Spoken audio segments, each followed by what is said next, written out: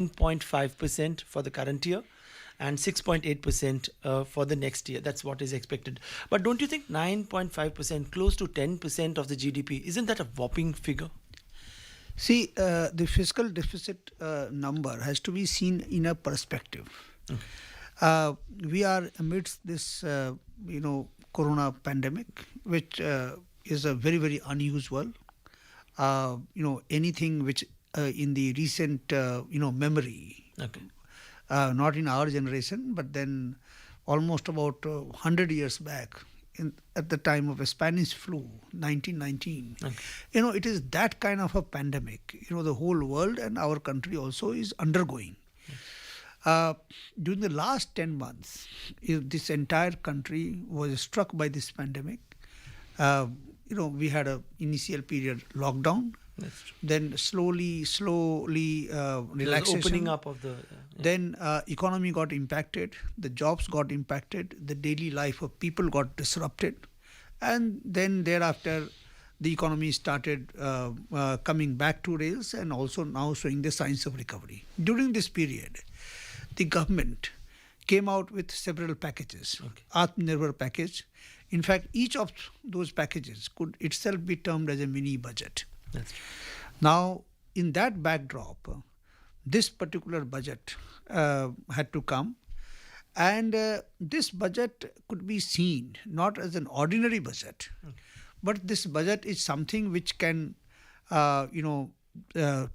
which can address these problems of the created by this pandemic situation, and then also that post-pandemic, what will be the kind of economy that we want our country to take to, in which direction our country has to go. This is the budget, first budget of this decade. That's true. Also, we are coming close to our 75th year of our independence. Now, in this scenario, and particularly the whole, in the world, entire world, the economic order, the post-pandemic is going to be a new order. That's true. And in fact, the finance minister in her budget speech has said that in this, the Asia, and then also within Asia, the India will be, will have to play a very, very important role. So we have to prepare our country in that direction. Now, in this situation, if any such, and in these difficult times, who can spend the money? Who has the capacity to spend the money? It is the government. That's true. Because to expect the private investments alone will be sufficient. The answer is no. So therefore, the government had to come in and spend money. Now, this money is not that the money will get spent in any manner. It has to be a quality, spending of money, and that quality is basically, you have seen in the budget on the health sector. More than 135% increase in the health. The capital expenditure, infrastructure, 34.5% increase over the last year's one. Similarly, That's the huge. agriculture. Similarly, if you see the financial, the sector, lots of reforms. The privatization of 2 banks and 1 general insurance company. Okay. IPO of LIC. The IDBI, the privatization, plus monetization of public assets, the land. So all those things, and in addition to that, the simplification of the tax structure, reduction in compliance burden, So it's a increasing complete the cap package. base. Yeah. So all those things, and considering that this 9.5%, the fiscal deficit, because we had to spend money, our revenue resources were limited. But this is something, and then if you see the next year, and then the year after that, we have also given the glide path. Yeah. Because, it's not that the money, this kind of a money will get spent, this kind of a deficit will be continued for years. I wanted to come to that point, from 9.5%, very next year you are coming down to 6.8%. So isn't that a huge reduction in expenditure? No, if you see, why this is happening is that in the next year, we expect, our revenue growth to happen, and whether be it the tax revenue, we are estimating the increase of 16.9%. Similarly, in the non-tax revenue, this investment is going to give us 1,75,000 crores. So now if you consider that, the expenditure level is almost going to be the level of this year, that is about more than 34 lakh crores. So if that, and with increased revenue collection, we expect that our fiscal deficit will come to the range of 6.5, 6.8, 8%. which is quite realistic. लेकिन पंडित जी, आपको क्या लगता है कि कुछ expenditure में भी सरकार कुछ रिडक्शन करेगी to contain the fiscal deficit, या एक्सपेंडिचर में भी उतना ही इंक्रीज होगा जिस तरह से रेवेन्यू में होगा? नहीं, ये आप ये देखें कि जहाँ तक कि इस साल का अगर देखें, जो अभी करंट ईयर है, जो कि मार्च में ख़त्म होने वाला है, इसमें भी देखिए कि हमारा बजट एस्टिमेट था करीब 30 लाख करोड़ का। लेकिन ये कोरोना पैंडेमिक से लड़ने के लिए, और हमें जो कैपिटल इन्वेस्टमेंट करना है, और हमें जो बाकी सब एरियाज़ में इन्वेस्टमेंट करना है, जो एक्सपेंडिचर करना है, इसलिए हमने अपना जो एस्टिमेट, रिवाइज एस्टिमेट में 34 लाख बढ़ाया। इस कारण से फिजिकल डेफिसिट 9.5 गया, क्योंकि हमारा रेवेन्यू थोड़ा सा इम्पैक्टेड था। हालांकि पिछले 2-3 महीने में रेवेन्यू में सुधार आया है, जीएसटी में सुधार आया है, इनकम टैक्स में भी सुधार आया है, लेकिन इसके बावजूद भी 9.5 है। और ये सब जो एक्सपेंडिचर है, ये क्वालिटी एक्सपेंडिचर है। तो ऐसा हम लोग जब एक बार बजट में जब हम कह रहे हैं कि हम इतना, हमारा रिवाइज एस्टिमेट होगा या बजट एस्टिमेट होगा, तो इसका मतलब कि हम लोग सीरियस हैं कि इतना हमें खर्च करना चाहिए, और इसमें कोई कटौती करने का कोई कारण बनता नहीं, क्योंकि ये सब काफ़ी सोच समझ करके, और ये मैं कहूँगा कि ये क्वालिटी एक्सपेंडिचर है। अगर इंफ्रास्ट्रक्चर में अगर 5,54,000 करोड़ अगर खर्च कर रहे हैं, कैपिटल इन्वेस्टमेंट 5,54,000 करोड़, एग्रीकल्चर में भी एक काफ़ी हमने एमएसपी किसानों को उचित उनके जो प्रोड्यूस है उनको उचित कीमत मिले, और इन सब के लिए जो हमने जो हायर एलोकेशन दिया है। उसी तरीके से हेल्थ सेक्टर में अगले साल करीब करीब 140% का इंक्रीज हेल्थ केयर में हमने डाला है। प्रिवेंटिव, क्यूरेटिव और हेल्थ इंफ्रास्ट्रक्चर, इन तीनों चीज़ों पे, एग्रीकल्चर के भी इंफ्रास्ट्रक्चर पे काफ़ी बल दिया गया है। तो अब ये सब हमारे बजट में आया है, तो अब इसको तो कोई रिड्यूस करने का तो कुछ कारण बनता भी नहीं है, क्योंकि अगर ऐसा करना, अगर कमी करना था तो फिर हम लाते ही क्यों? जी। Right. Yeah, but as far as health is concerned, health is also under the ambit of the state government, and especially primary and secondary health care. Surely, it's predominantly the state government's responsibility. So, how do you plan to coordinate your act with the state governments, respective state governments, so that there is better efficacy at the ground level? देखिए, health state subject है इसमें, और इसके बावजूद भी central government ये जो increase expanding है, और मैंने जैसे पहले कहा कि करीब करीब 140% से ज़्यादा, और इसके कोरोना के वैक्सीन का कॉस्ट से लेकर के वैक्सीन का लॉजिस्टिक्स, मतलब डिलीवरी, ट्रांसपोर्टेशन, कोल्ड चेन, और फिर फाइनली जहाँ पर जो वैक्सीन एडमिनिस्टर्स होंगे उसके खर्च, इसके अलावा जो बाकी जितने जो खर्च हैं, तो इसमें स्टेट गवर्नमेंट का भी काफ़ी रोल रहने वाला है, क्योंकि ये और प्लस स्टेट गवर्नमेंट मिल करके ही हम लोग इस दिशा में हम आगे बढ़ सकते हैं, और इसमें दोनों को साथ में काम करना पड़ेगा। हेल्थ सेक्टर की जैसे आपने बात की, तो हेल्थ इंश्योरेंस में कितना सरकार का बल है? क्योंकि बहुत इंपॉर्टेंट एरिया, आम आदमी को अगर इंश्योरेंस नहीं है तो बहुत सारे लोगों को हेल्थ की जो भी फैसिलिटीज़ है उनको लेने में काफ़ी दिक्कत आती है।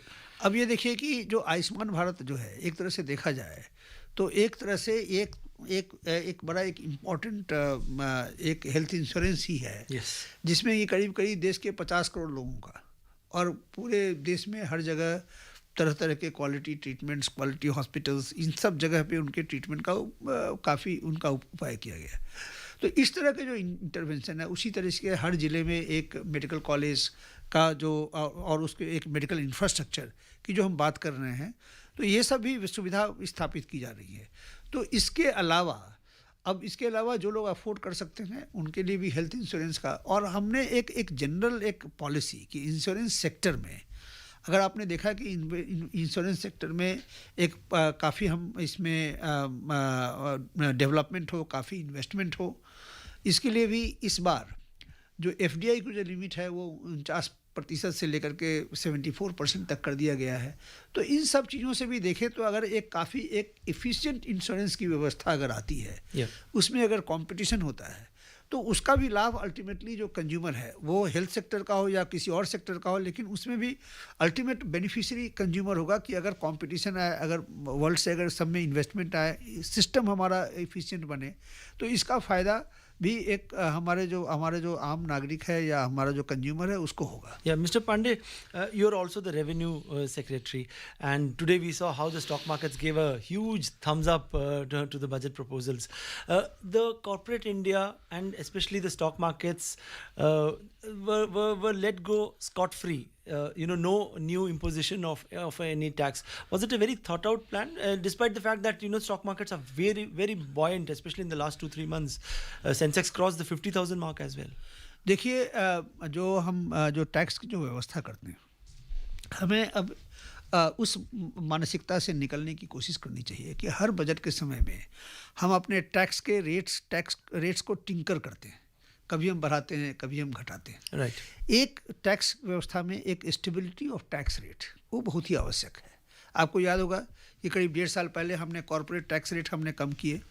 आज दुनिया में हमारा जो कॉर्पोरेट टैक्स रेट न्यूनतम है, उसी तरह से पर्सनल इनकम टैक्स में काफ़ी हमने कमी की।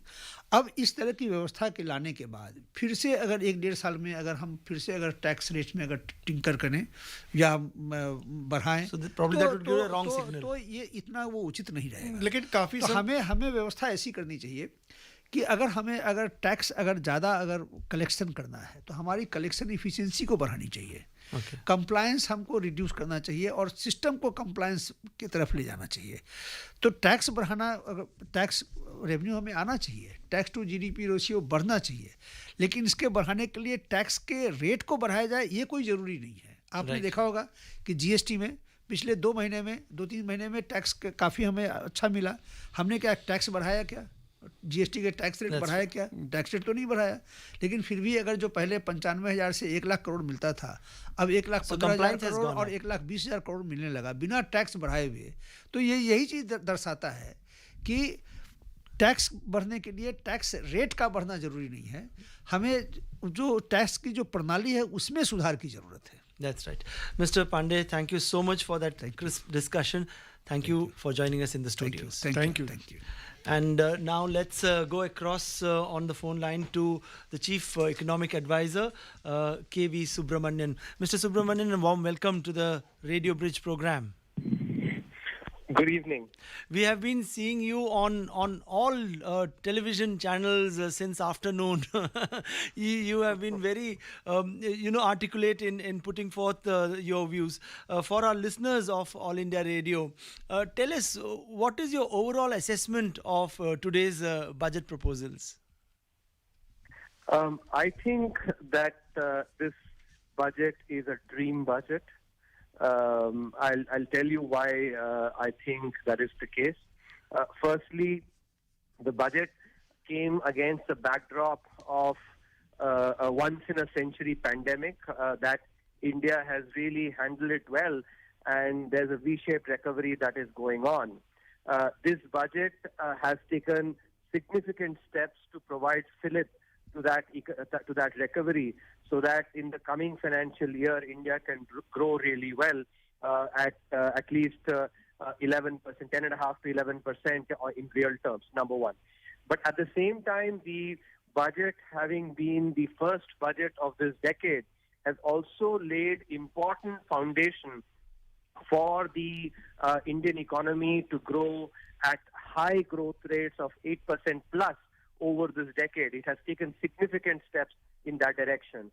Let me, list out what are the key areas that leads me to think that this is such a dream budget. Firstly, if you look at healthcare spending, there's been an increase of almost 140% in the expenditure for health.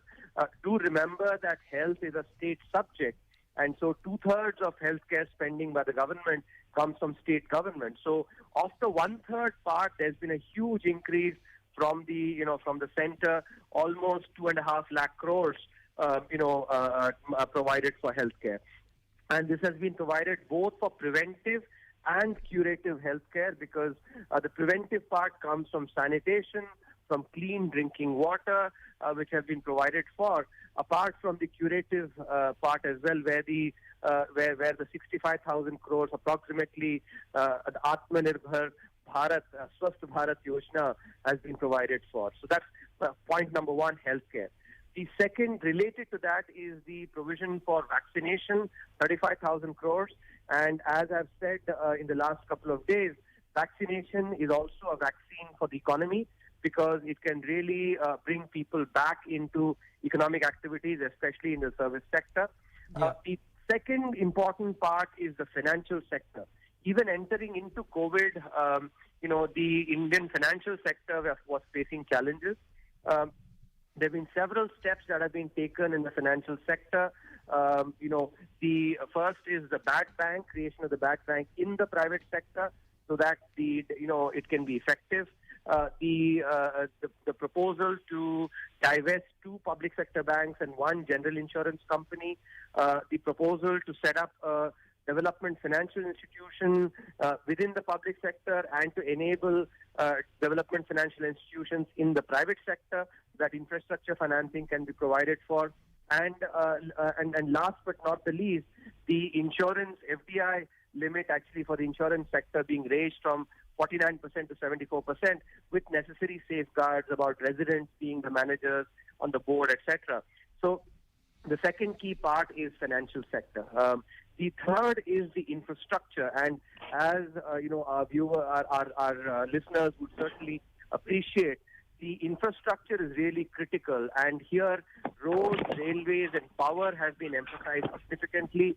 A 32% increase in infrastructure on a significantly higher outlay this year itself has been provided for. So when you put this all together to also add in the really realistic estimates and the transparent budgeting that has been done, I think it all amounts to a dream budget. Mister Subramaniam, अगर हम income tax की बात करें, काफ़ी ये अटकलें लगाई जा रही थी इंडिविजुअल इनकम टैक्स में, कुछ कंसेशंस, कुछ रिबेट्स मिलेंगी लोगों को, और क्योंकि ख़ास तौर से पेंडेमिक के समय में जिस तरह से जो इंडिविजुअल इनकम पे असर हुआ था, तो उन लोगों को भी इसमें रिलीफ मिल सकता था अगर ऐसा कुछ होता। इसके अलावा स्पेंडिंग के लिए लोगों के पास कुछ ज़्यादा पैसा होता और स्पेंडिंग बढ़ती तो निश्चित रूप से अर्थव्यवस्था को फ़ायदा होता, लेकिन ऐसा कुछ बजट में इस तरह का प्रोविज़न दिखाई नहीं दिया। देखिए, इसमें आपको ध्यान देना है कि यदि आप भारत की आबादी लेते हैं जो कि 137 करोड़ है, उसमें भी आप जो आबादी काम करती है 15 से 60 के इसमें लें तो करीब जो 70 करोड़ की आबादी है वर्किंग पॉपुलेशन, उसमें से 1.5 करोड़ से कम इनकम टैक्स देती है। तो जो आम आदमी जो हम कहते हैं वो इनकम टैक्स देने वाला व्यक्ति नहीं है, वो इनकम टैक्स देने वाला व्यक्ति तो खास व्यक्ति है भारतीय अर्थव्यवस्था में। तो जो प्रावधान किए गए हैं वो ये सारे 137 करोड़ लोगों को लाभ हो उसके लिए किए गए हैं, क्योंकि आप यदि इंफ्रास्ट्रक्चर जो बुनियादी ढांचों पे जब काम होता है, कंस्ट्रक्शन एक्टिविटी खूब बढ़ती है, कंस्ट्रक्शन की गतिविधियां, जिससे कि रोजगार संगठित क्षेत्र में और असंगठित क्षेत्र में दोनों में काफी रोजगार बनता है, और रोजगार से लोगों के हाथों में पैसा आता है। यदि लोगों के हाथ में पैसा डालना है तो रोजगार से बेहतर कोई भी बेहतर प्रावधान नहीं है। तो इससे जो कंस्ट्रक्शन सेक्टर है उससे रोजगार काफी बनेगा। इसी तरह वैक्सीनेशन को लें तो जो आपके जो कॉन्टैक्ट सेंसिटिव सर्विस सेक्टर्स हैं जिनमें रोजगार पे बहुत असर पड़ा है, तो वैक्सीनेशन के लिए जो 35,000 करोड़ दी गई है उससे भी काफी रोजगार में असर पड़ेगा। तो जहाँ पे जैसे कहते हैं कि अंग्रेजी में कहते हैं कि give a man teach a man to fish rather than giving him just loaves of fish, या फिर मतलब किसी को मछली ऐसी दान में देने के बजाय उसको यदि मछली कैसे पकड़ना है सिखाया जाए तो वो बेहतर है। वही भारतीय सरकार ने किया है कि रोजगार जो है मछली पकड़ना सिखाने के जैसा होता है, और जो आप जिस ट्रांसफर्स की बात कर रहे हैं वो बस मछली के लिए वो एक बार रहता है। तो ये जो है बहुत ही अहम है, और मेरे अनुसार इसीलिए ये बहुत अच्छा अर्थशास्त्री के दृष्टिकोण से बहुत अच्छा कदम है। Right, Mr. Subramaniam, thank you so much for joining us on this special Radio Bridge program. And that was the Chief Economic Advisor, Mr. K.V. Subramaniam, joining us on this program. And now let's go across to Dr. V.K. Paul, member of Niti Aayog. Dr. Paul, a warm welcome to this Good program. evening. Yeah, Thank you. with you, we will surely, focus on the health sector. Today, we have seen how the provisions have been made targeting the health sector. 35,000 crore rupees for the COVID-19 vaccine. What can the people of this country expect to get free vaccination over a period of time? Well, Abhishek, this is a budget which will be now going down in the history as a game changer for the health sector, because a big new beginning has been made, and the trend of relatively static or slowly incrementally increasing health budgets is now, that trend has been changed to a deep inputs into the budget to raise its trajectory to a totally new level, and that is what is reflected in the budget. Now, the point about the vaccination part of the budget is, of course, very reassuring, first and foremost, and it demonstrates the clear priority that the government is attaching to getting the vaccine to maximum number of people, and also to make sure that no resources will not be a limiting factor for ensuring this such an access. So this is, a fulfillment of the promise which the government had made and repeatedly made, that the resources will not come in the way of vaccine availability to the people of India, and that promise has been fulfilled today by the finance minister. Dr. Paul, How we do it is just wait to see. But with this kind of a resource being available, the access to vaccine, and very importantly, as the chief economic advisor was saying, vaccination should not only be seen as saving lives, but also re-energizing fully the economic wheels and the social well-being of the nation. Yeah, but Dr. Paul, I'm sure you will agree that we have never focused on the health sector as such. If we were to see our spending as a percentage of the GDP, but post-COVID, apart from the vaccination thing, post-COVID, do you think now the focus will come back again on the healthcare sector, whether it is primary, secondary, or tertiary healthcare in the entire country? I think you can clearly notice that the focus on health is now central to the government's overall agenda for health, and to make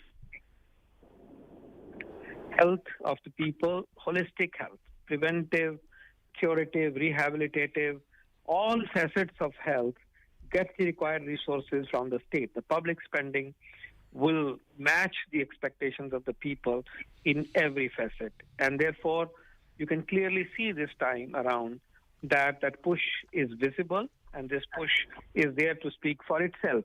Now, for example, it talks about ensuring urban health and wellness centers in 11,000 in number, giving a fillip to health and wellness centers in rural areas, setting up a 15 health emergency operations center that would be the future hubs of monitoring the disease patterns in the country. Any kind of health challenge. To be able to provide orchestrated response to an outbreak like the one that we are seeing. That's true. These are just a couple of examples. Right. Dr. Paul, thank you so much for joining us on the show late in the evening. Thank you so much. Thank you so much. और इस बीच हमारे साथ हमारे विशेषज्ञ A.K. Bhattacharya जी जुड़ चुके हैं। भट्टाचार्य जी नमस्कार इस बीच कार्यक्रम में। जैसा कि आज बजट के प्रावधानों पर हम चर्चा कर रहे हैं और बहुत सारी बातें अभी हमने रेवेन्यू सेक्रेटरी से चीफ इकोनॉमिक एडवाइज़र और डॉक्टर पॉल जो मेंबर नीति आयोग है उनके साथ की। अगर आप इस पूरे बजट को देखें तो कौन से ऐसे प्रावधान लगते हैं जो आपको सबसे महत्वपूर्ण लगते हैं, जिनसे ना सिर्फ आम आदमी को फ़ायदा होगा बल्कि एक हमारी पूरी अर्थव्यवस्था को एक इम्पीटस मिलेगा? देखिए, अगर अर्थव्यवस्था की बात करते हैं तो जो सरकारी खजाना किस तरह से उसका जो एक फिस्कल कंसोलिडेशन प्रोग्राम में ट्रांसपेरेंसी लाया जाता है, मैं समझता हूं कि इस बजट में उसका एक बहुत बड़ा एक पहल लिया गया है। अभी तक जो पिछले साल से ये जो हमें ट्रेंड दिखा था कि जो फिस्कल डेफिसिट में जो ऑफ बजट बोरोइंग्स होती थी वो जरा बाहर रहकर जो फिस्कल डेफिसिट का नंबर था उसमें जरा एक संदेह आ जाता था क्योंकि ये फिस्कल डेफिसिट कम दिखता था। पर इस बार हमने ये देखा है कि जो ऑफ बजट बोरोइंग जो है वो कम हो गया है और अगले साल एक्चुअली कम होकर वो 30,000 करोड़ में आ चुका है। तो कहाँ एक जमाने में 2 साल पहले 1.86 लाख करोड़ था, इस वक्त अगले साल में सिर्फ 30,000 करोड़ का है। मैं समझता हूँ कि जो एक वित्तीय अनुशासन का जो एक जो ट्रेंड जो है वो मैं और बहुत ज्यादा ट्रांसपेरेंसी के साथ किया जा रहा है। और ये हमारी जो भविष्य के लिए ये अर्थव्यवस्था के लिए अच्छा साबित होगा। पहली बात तो ये है। और दूसरी बात जो है मैं संक्षिप्त में कहूंगा कि जो 2-3 जो रिफॉर्म की जो इनिशिएटिव्स ली गई हैं पर्टिकुलरली फाइनेंशियल सेक्टर में बैंक प्राइवेटाइजेशन और इंश्योरेंस प्राइवेटाइजेशन और इंश्योरेंस सेक्टर में एफडीआई बढ़ाकर 74% कर देने से मैं समझता हूँ कि ये अगर इम्प्लीमेंटेशन ठीक समय से किया जा सके तो इसमें फाइनेंशियल सेक्टर में की जो एक जो आयाम जो है वो बदलने की एक आशा जरूर दिखती है। Yeah, Mr. Bhattacharya, we'll continue our discussion intermittently as we go across to each of our regional centers. Now let's go across to Mumbai, and very quickly we have to be really thrifty on time. We have 5 centers to talk to, and in Mumbai studios we have Uday Damodar, economist, to talk about the budget. Mr. Damodar, what would you say? How do you perceive today's budget announcements? I would consider this as one of the boldest budget ever, and not only the fiscal deficit has been defined and the way it is going to be spent. Besides, the government is banking on the borrowing, and in addition to the borrowing, the target of 1,75,000 crore for disinvestment is the factor which is not touching the pockets of the common man. And as apparent, what we call is that this budget is covering all the areas, and we have seen that probably with the honor given by the capital market today, with almost 5% increase in both the indices. So it's an overall control, giving impetus to the many industries in that respect. And while doing all these things, health has been on the top priority, and the entire BFSI sector, as we look at, is going to be touched upon, and certain aspects like the railway capital expenses of more than 1 lakh crore, the defense budget being the highest ever, all these things leading to the basically creation of employment and the self-reliance, the Atmanirbharta. I think that's the balance I look in this budget. Right. Thank you, Mr. Damodar, for putting forth your views. और कलकत्ता से हमारे जो expert हैं professor Amit Kundu वो line पे हैं। Professor Kundu नमस्कार। अब बजट के बारे में आपको क्या लगता है, कौन से ऐसे प्रोविज़न हैं जो रियली इम्पैक्ट डालेंगे और जिससे फ़ायदा होगा, क्या आपका सोचते हैं? Actually, I do not think it is a dream budget. First thing is that if we look at the Indian economy, where the large number of workers are more than 90% are informal workers. And if basic objective of the economy is that you have to generate demand among this type of sectors. But I have not found any positive step for the generation of employment as well as for demand from this particular sector. We can give support to the supply side. We are giving medium small industries support, but that is not sufficient enough. Okay. Obviously, from the positive side is that huge investment is done on the agricultural sector, but the problem is that here you are getting that you are increase the minimum support price 1.5 times of the cost of production. Actually, the cost of production is basically difficult to calculate, and who will be to calculate and how this is distributed to the individuals. It is very difficult and it is not clear. And second thing is that here most of the Indian farmers are basically marginal farmers. They are not so much literate. That is happening all over the India. and it is not sort of difficult for them to calculate the cost of production and get the minimum price. No, Then there should but be Professor clear Kundu, vision about this. we already have the agricultural produce pricing committee, which takes into Yeah. consideration all the input costs and comes up But with input the cost is MSP, different the from minimum different support states. price. Different from different states, not only from other or different from crops to crops. That is true. That is true. But we have other major big provisions like 5.5 lakh crore rupees for the capital expenditure. Don't you think these are big initiatives which can really have a multiplier Actually, effect? I'm talking about that. The main problem is talking about the demand. That is the energy. It's nothing about the National Rural Employment Guarantee Scheme. You see, we are expecting that some more allocation is required for the rural people because in rural people, India is more than 70% of the people are still living in the rural areas. Right. And even the migrant workers, nothing told about the migrant workers. Okay. Because if you are giving one country, one ration card, but most of the problem is that the migrant workers are staying in a particular place, their family is living in the other place. Who will get the benefit? No Okay. one will say the benefit. Right. Obviously, agricultural sector has given some impetus, and obviously minimum support price is required because otherwise, due to the situations, and obviously Right. health sector is getting lots of importance.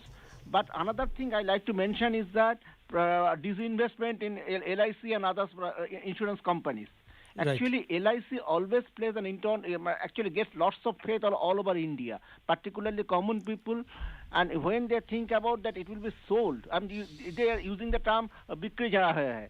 Right, Professor Kundu, thank you so much for joining us on the program. And now let's go across quickly to Lucknow, where we have Dr. Nagendra Maurya joining us on the program. Dr. Maurya, what is your take on the union budget? मेरे अनुसार जो ये budget है इसके दूरगामी परिणाम होंगे जो इन्होंने एलोकेशन किए हैं इंफ्रास्ट्रक्चर सेक्टर को और हेल्थ सेक्टर को उससे लॉन्ग टर्म रिजल्ट्स आएंगे और इकोनॉमी दोबारा रिवाइवल पैथ पे आएगी. हाउएवर आपने देखा कि अभी पैंडेमिक में जो हमारा एग्रीकल्चर सेक्टर था वो एक तरह से एक स्ट्रांग बैकबोन की तरह एमर्ज हुआ. That's true. और एक नई जो देखा गया कि जो रोजगार की समस्या है वो एक बड़ी है और बहुत फ्लक्चुएटिंग है. अगर इस तरह से कोई आर्थिक या इस तरह की कोई पैंडेमिक दोबारा आता है तो इकोनॉमी में स्पेशली जो इनफॉर्मल सेक्टर है वो बहुत फ्रेजाइल है.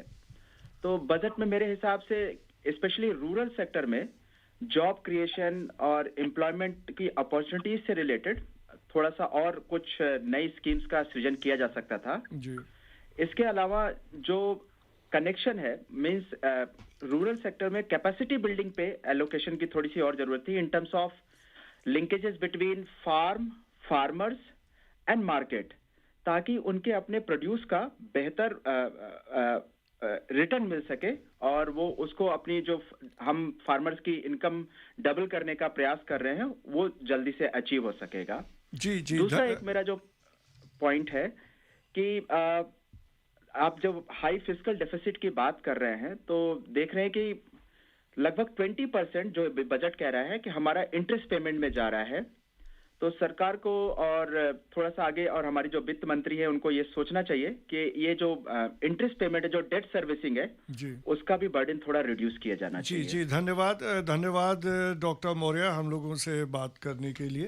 And now let's go across to down south, Chennai, where we have V. Murali, who is a taxation expert joining us on the program. Mr. Murali, a warm welcome to this Radio Bridge program. And what is your outlook and what is the outlook of people in Chennai and in Tamil Nadu vis-a-vis the budget? I believe we have lost contact with Chennai. We'll try and reconnect with them in the program. But now, AKB, coming back to you, what would you say? There are other new provisions like the development financial institution to be set up for infrastructure financing with a corpus of 20,000 crore rupees. Don't you think that is going to be a kind of a game changer in times to come? Well, development financial institutions can go different ways. Development financial institutions as a concept was a favored model. There was a time when it was a favored model more than 30 years ago. But I think over the years, the idea of a state-owned development financial institution will have its own attendant risks. But what I understand from the proposal is that this law will also allow private sector development financial institutions also to be floated. If there are private sector development financial institutions also created, I would say that this will be a good thing, because the taxpayers' money or the government resources should not be directed to create state-owned development financial institutions which will be vulnerable to pressures and influences on lending to projects that may not always pass the test of commercial viability. So Right. therefore, it is a double-edged sword. So it has to be used very carefully and cautiously. That is the point I would like to make on development financial institutions. Yeah, and AKB, we would request you to be with us on the program. We'll continue our I discussion. have to leave. I have given time till 9:50, so I have to leave now. Thank Fine. you. Dr. Bhattacharya, thank you so much for joining us on the program. Bye. And now let's go across to Guwahati, where we have Gautam Majumdar, who is an associate professor joining us on the program. Dr. Majumdar, would have seen all the discussions which have been taking place across, media organizations, television channels, and the radio. What is your take on the announcements of the union budget today? I think it's a wonderful budget. If it is implemented the way it is expected to, it can certainly usher in the saga of revival in a post-pandemic scenario and growth of Indian economy. With such an impressive increase in capex, capital expenditure, emphasis on infrastructure, physical infrastructure, That's true. agricultural infrastructure, and social infrastructure, I think it can create. It will crowd in. It will have a crowding effect, and that will start the multiplier process. The way we talk in terms of macroeconomy. So in the process, it will address the issues that has plagued the Indian economy from the demand side as well as from the supply side. Can be taken care of. So I'm very, very hopeful and optimistic that the targets that have been assumed in this budget can be achieved. Perhaps certain figures look even conservative. That's quite good. Yeah. So 3 years down the line, we should be back where we were, prior to pandemic, 2 years ago. Yeah, and Dr. Majumdar, you said some of the figures do look conservative.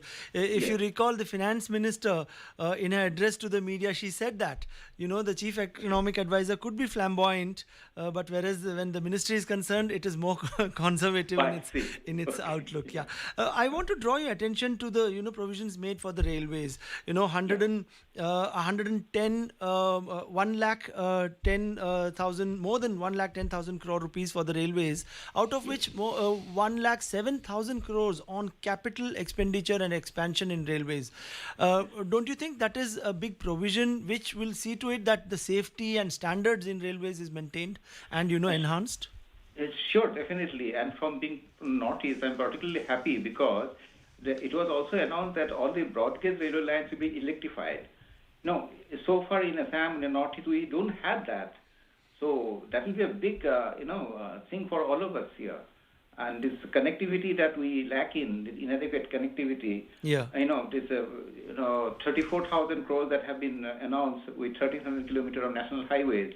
That will go a long way in, what we need, the physical infrastructure. And we must not forget that all this will help in, attaining the potential that can be opened up through active policy of India.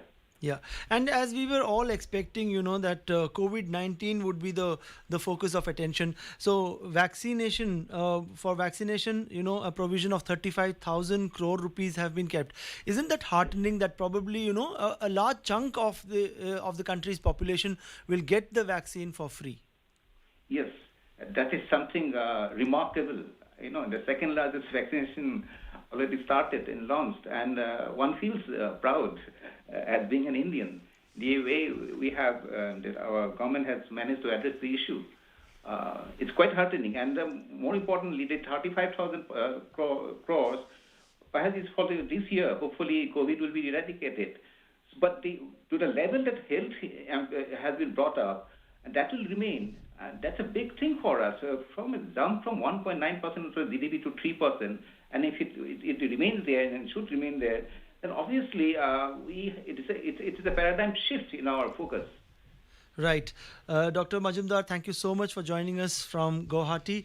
And next, let's go across to our regional news unit in Chennai, where we have V. Murli joining us on the program. Mr. Murli, a warm welcome to this Radio Bridge program. Mr. Murli, do we have you online?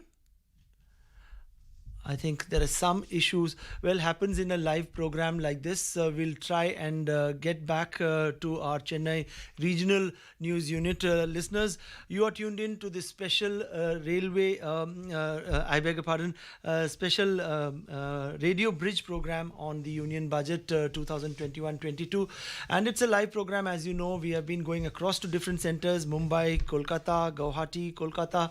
And finally, we are trying to zero in on Chennai, where we have V. Murli joining us on this Radio Bridge program, where we discuss about the outlook, just a representative kind of a view of each of the centers. Mr. Murli, can you hear us? A warm welcome to this Radio Bridge program. Yes, sir. And time is running out very quickly. What would you say? You are a taxation expert. Would you say that it was a big relief that there was no new tax imposed either directly in the name of COVID or otherwise? Yes, sir. Yes, sir. We are all very, very welcome the budget. Our dynamic finance minister, Honorable Srimati Nirmala Sitharaman ji, she has presented an excellent budget for 21-22. And what do you say? Innovation, infrastructure, inclusive development. It's a passion with compassion. Right. And empathy, not apathy. And they're all putting down the vexatious litigation. In direct taxes, that is the focus. And cutting down from Madam 6 to has 3 years? converted into stumbling blocks into stepping stones. And our culture is agriculture. She rightly given the focus on agriculture and health. So that's why I said it's a healthy budget and prepared with passion, with compassion. Wonderful. And I would say that this comes, everybody was wondering where from the they'll be able to raise such a big this thing, but without taxing anyone. Yeah. By maintaining status quo, she has given such a positive budget, very balanced budget, and everybody know also, the entire people appreciate. And without taxing, without adding anything as such, she has done. And a lot of direct taxes side also, even the senior citizen 75 years and above, with having only pension and interest income, they need no not need to file returns. Return. Reopening of assessment reduced from 6 years to 3 years, and reducing litigation for small taxpayers, constitution of faceless dispute resolution. Income tax appellate tribunal become a faceless, only electronic communication, relaxation to NRIs, and everything she has done, even dividend, that is giving exemption from TDS, or for that matter, not paying advance tax on dividend when it is not declared or dividend is not received. It's all very practical, down to earth. Right, Mr. Murli. It is assessee friendly. Right, Mr. Murli. Thank you so much for joining us with your feedback and your opinion on the union budget. It was really wonderful. We went across to different centers of the country where people said that the budget has been very well received in their part of the country and city and state. So thank you so much for joining us in this special Radio Bridge program. Goodbye.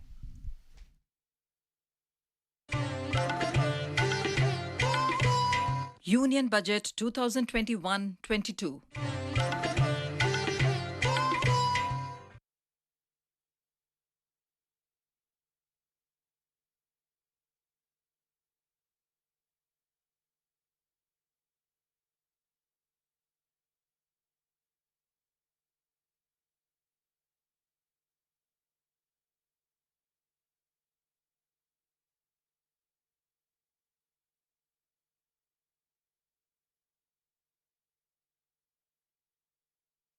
Caution to stay safe and protected by following these 3 simple steps.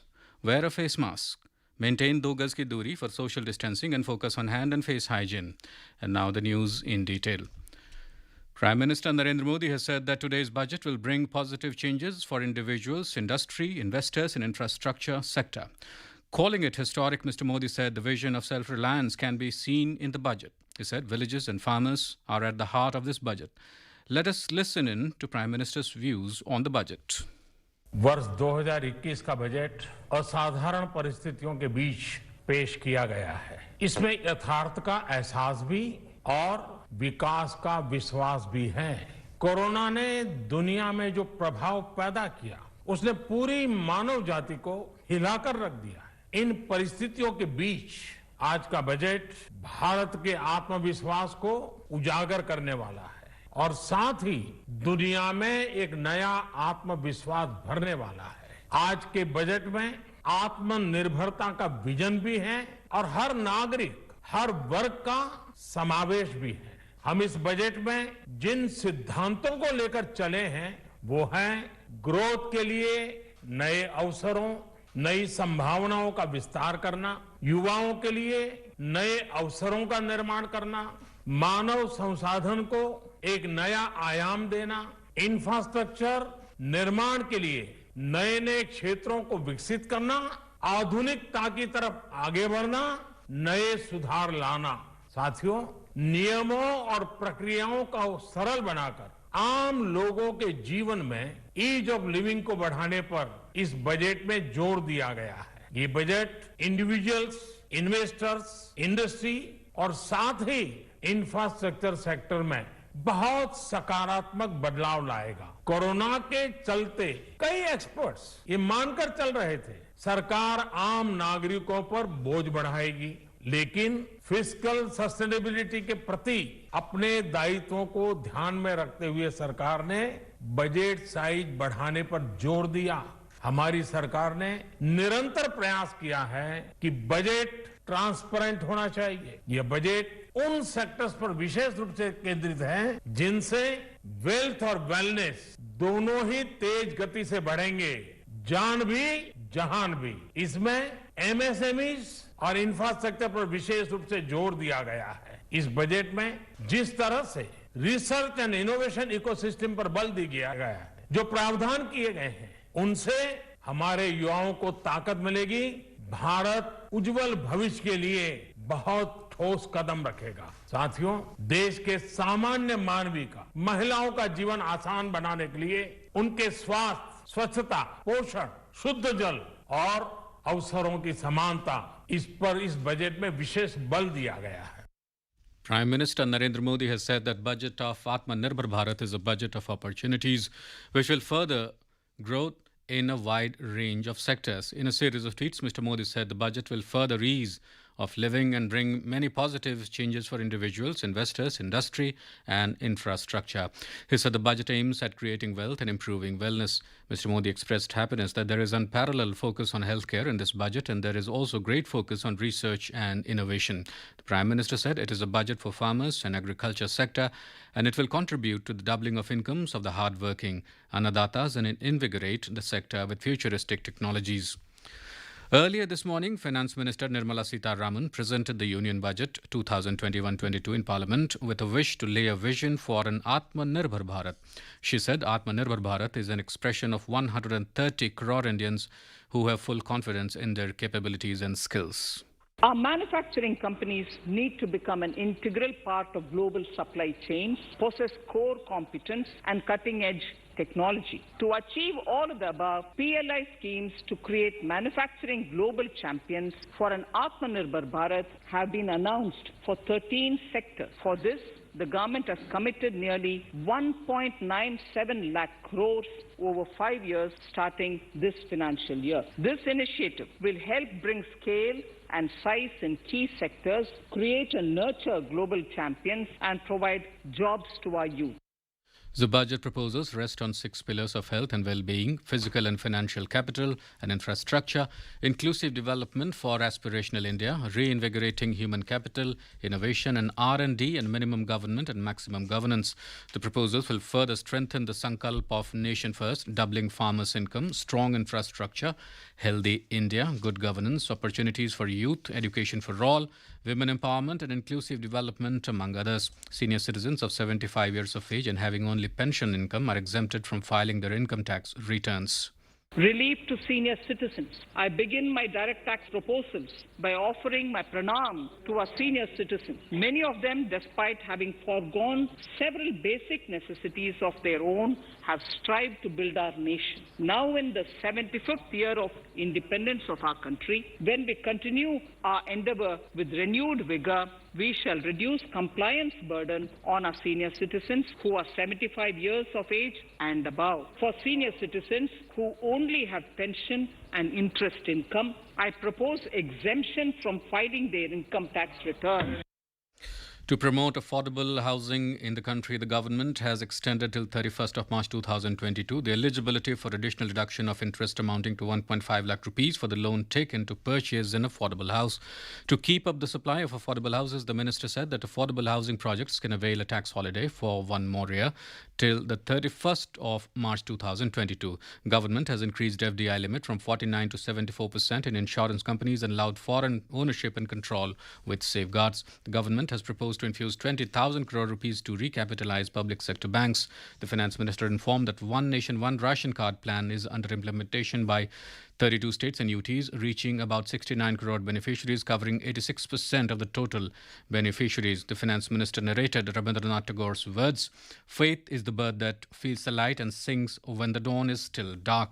Briefing media in New Delhi this afternoon, Finance Minister Sita Raman said the budget 2021 introduces various reforms in financial sectors. She said progressive steps have been taken, such as IPO of LIC, opening up of insurance sector to FDI, and continuation of disinvestment.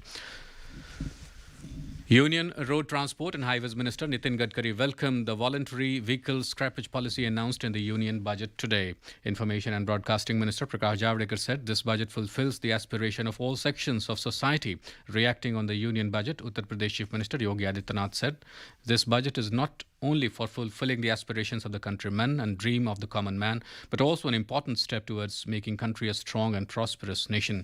JDU President and Bihar Chief Minister Nitish Kumar congratulated the centre for coming out with a balanced union budget despite constraints on revenue collection in the wake of COVID-19 pandemic. Niti Aayog Vice Chairman Rajiv Kumar welcomed the budget and said that it focuses on development and reviving the economy. Union Budget 2021-22 has given historic push to defence modernisation by increasing defence capital outlay by 18.75%. The allocation under capital expenditure, which relates to modernisation and infrastructure development of armed forces, has been significantly increased. The allocation under capital of over 1,35,060 crore rupees for financial year 2021-22 represents an increase of 18.75% over financial year 2020-21 and 30.62% over financial year 2019-20. This is the highest ever increase in the capital outlay of defence in the last 15 years. Prime Minister Narendra Modi today held a telephonic conversation with Prime Minister of Israel Benjamin Netanyahu. He conveyed his strong condemnation of the terror attack near the Israeli embassy in New Delhi on the 29th of last month. He assured Mr. Netanyahu that India accords the highest importance to the safety and security of Israeli diplomats and premises and would deploy all its resources to find and punish the perpetrators. Both leaders expressed satisfaction about the close coordination between Indian and Israeli security agencies in this context. The fourth Foreign Office consultations between India and Qatar were held virtually today. The Indian side was led by Sanjay Bhattacharya, Secretary Consular, Passport and Visa and OIA, Ministry of External Affairs. The Qatari side was led by Dr. Ahmed Hassan Al Hamadi, Secretary General, Ministry of Foreign Affairs. Both sides expressed satisfaction that despite the COVID-19 pandemic, they have kept in close touch, including the telephone conversations between Prime Minister Narendra Modi and the Emir of Qatar and the visit of External Affairs Minister to Qatar in December last year. These high-level exchanges gave a new momentum to bilateral relations. The Indian side thanked the Qatari side for taking care of the Indian community in Qatar during the pandemic. And with that, we end this news bulletin.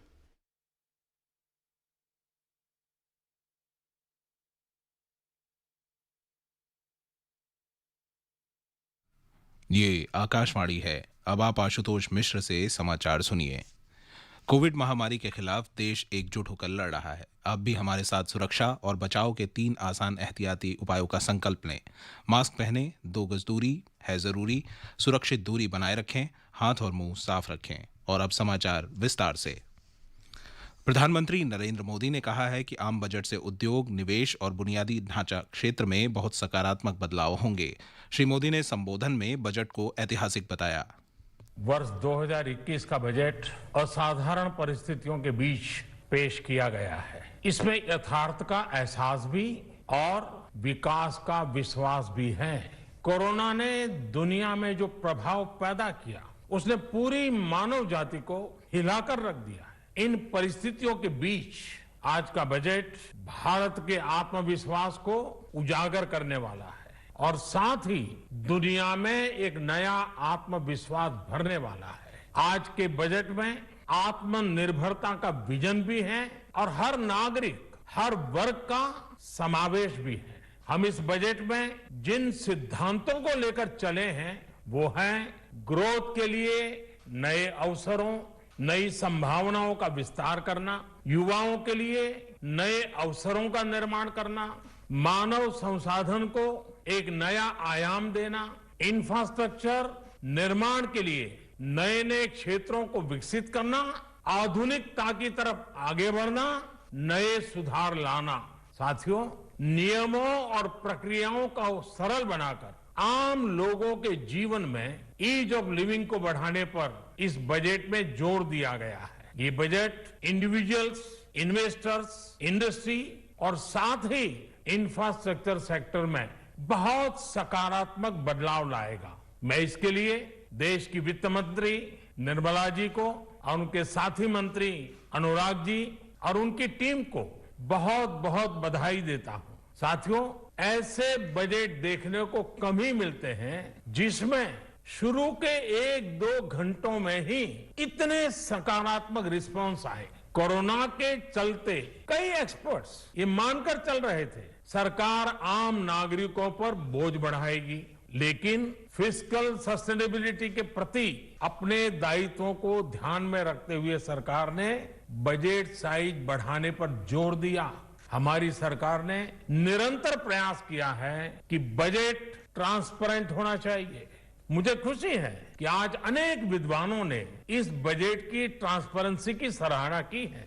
साथियों, Bharat corona की लड़ाई में reactive होने के स्थान पर हमेशा ही proactive रहा है। चाहे वो कोरोना के काल में किए गए रिफॉर्म्स हो या फिर आत्मनिर्भर भारत का संकल्प, इसी प्रोएक्टिवनेस को बढ़ाते हुए आज के बजट में भी रिएक्टिव का नामो निशान नहीं है। साथ ही हम एक्टिव पर, स्टेटस को पर भी अटके नहीं हैं और हमने इस बजट में भी प्रोएक्टिव बजट दे करके देश के सामने प्रोएक्टिव होने का संदेश दिया है। यह बजट उन सेक्टर्स पर विशेष रूप से केंद्रित है जिनसे वेल्थ और वेलनेस दोनों ही तेज गति से बढ़ेंगे, जान भी जहान भी। इसमें एमएसएमईज और इंफ्रास्ट्रक्चर पर विशेष रूप से जोर दिया गया है। इसी तरह ये बजट जिस तरह से हेल्थ केयर पर केंद्रित है वो भी अभूतपूर्व है। ये बजट देश के हर क्षेत्र में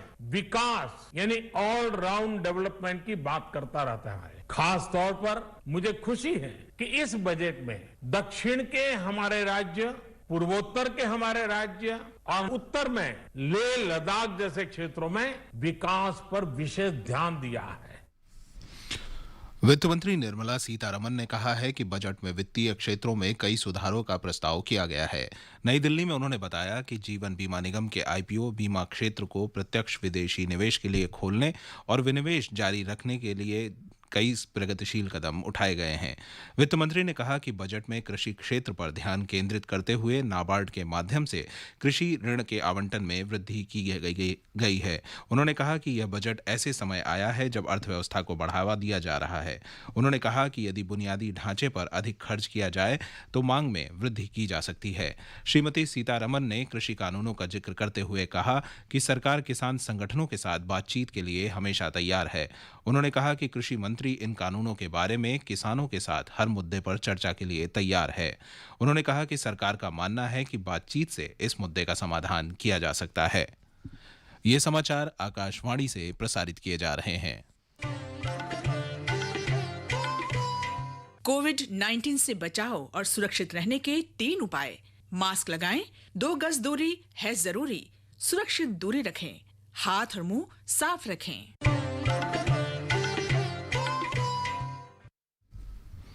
वित्त मंत्री निर्मला सीतारमण ने लोकसभा में आज पेश पहले डिजिटल बजट में आत्मनिर्भर भारत पर विशेष ध्यान केंद्रित किया है। इसके लिए 6 प्रमुख क्षेत्रों पर जोर दिया गया है। ये हैं स्वास्थ्य तथा कल्याण, भौतिक तथा वित्तीय पूंजी और अवसंरचना, आकांक्षी भारत के लिए समावेशी विकास, मानव संसाधन में नवजीवन का संचार, नव परिवर्तन, अनुसंधान तथा विकास और न्यूनतम सरकार अधिकतम शासन। आत्मनिर्भर भारत के लिए 13 क्षेत्रों के विनिर्माण में वैश्विक चैंपियन बनाने के वास्ते बजट में उत्पादन से जुड़ी प्रोत्साहन योजना पीएलआई घोषित की गई है। Our manufacturing companies need to become an integral part of global supply chains, possess core competence and cutting-edge technology. To achieve all of the above, PLI schemes to create manufacturing global champions for an Atmanirbhar Bharat have been announced for 13 sectors. For this, the government has committed nearly 1.97 lakh crores over 5 years starting this financial year. This initiative will help bring scale and size in key sectors, create and nurture global champions, and provide jobs to our youth. किसानों को समुचित ऋण प्रदान करने के लिए सरकार ने अगले वित्त वर्ष में कृषि ऋणों को लक्ष्य बढ़ाकर 16,50,000 करोड़ रुपए निर्धारित किया है। पशुपालन, डेयरी और मछली उद्योग को ऋण प्रदान करने पर विशेष ध्यान केंद्रित किया जाएगा। ग्रामीण ढांचा विकास कोष के लिए आवंटन 30,000 करोड़ रुपए से बढ़ाकर 40,000 करोड़ रुपए करने की भी घोषणा की गई है। कृषि विपणन में पारदर्शिता और प्रतिस्पर्धा सुनिश्चित करने के लिए सरकार इनाम के साथ 1,000 और मंडियों को एकीकृत करेगी। उज्ज्वला योजना के अंतर्गत सरकार ने इसमें 1 करोड़ और परिवारों को शामिल करने का प्रस्ताव किया है। 75 वर्ष से ऊपर आयु के पेंशन पर निर्भर वरिष्ठ नागरिकों को आयकर रिटर्न भरने से छूट दी गई है। बजट में स्वास्थ्य और कल्याण पर विशेष जोर दिया गया है। इस क्षेत्र के लिए 137% की वृद्धि के साथ 2,23,000 करोड़ रुपए से अधिक का प्रावधान किया गया है। देश में स्टार्टअप्स को प्रोत्साहन देने के लिए कर छूट के दावे की पात्रता एक और वर्ष 31 मार्च 2022 तक बढ़ाने का प्रस्ताव है। सड़क और राजमार्ग ढांचे में बढ़ोतरी के लिए बजट प्रस्तावों में नए आर्थिक कॉरिडोर बनाने की घोषणा की गई है। वित्त मंत्री ने कहा कि तमिलनाडु में 3,500 किलोमीटर के राष्ट्रीय राजमार्ग सहित कई राज्यों में नए राजमार्गों का निर्माण किया जाएगा।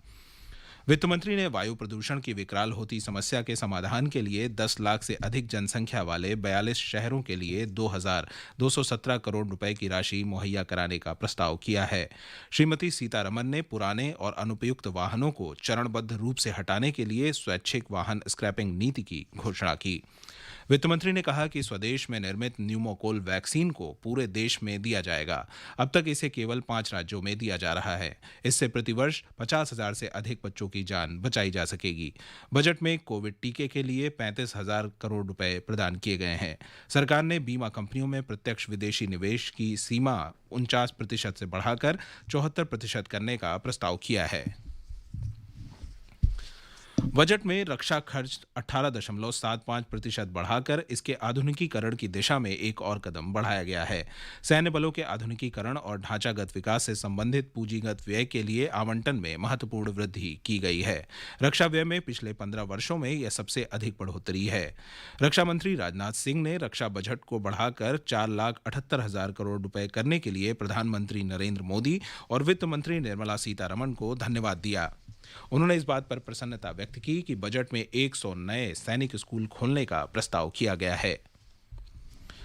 बजट में रेलवे के लिए 1,10,055 करोड़ रुपए का आवंटन किया गया है। इसमें से 1,07,100 करोड़ रुपए पूंजीगत व्यय के लिए है। रेलवे बोर्ड के चेयरमैन और मुख्य कार्यकारी अधिकारी सुनीत शर्मा ने आकाशवाणी से विशेष बातचीत में कहा कि भारतीय रेलवे के लिए यह प्रगतिशील बजट है। सूचना और प्रसारण मंत्री प्रकाश जावड़ेकर ने कहा है कि यह बजट समाज के सभी वर्गों की आकांक्षाओं को पूरा करता है। इसके साथ ही यह समाचार बुलेटिन समाप्त हुआ।